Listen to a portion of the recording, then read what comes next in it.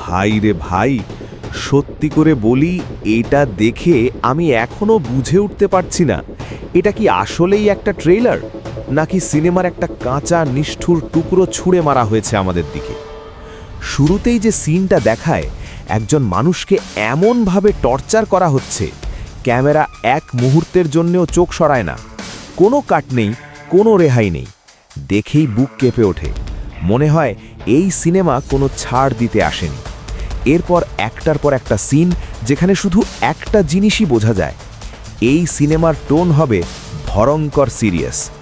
মারামারি শুধু দেখানোর জন্য না, প্রতিটা ঘুষি, প্রতিটা আঘাত যেন ওজন নিয়ে আসে। নায়কের দিকে তাকালেই বোঝা যায় লোকটা কোনো কথা বলার জন্য নামেনি, তার চোখে কোনো হিরোইক চকচকানি নেই, আছে শুধু এক ধরনের ঠান্ডা হিসেব করা রাগ।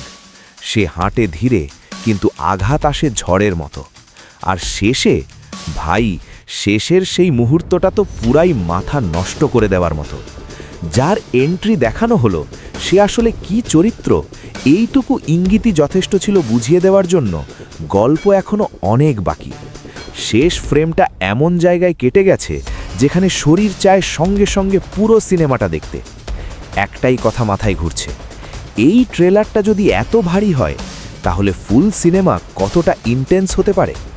কোনো বাড়াবাড়ি না, কোনো জোর করে হাইপ না, ধুরন্ধর দেখে শুধু এটুকুই বলা যায়, এইটা হালকা কিছু হতে যাচ্ছে না।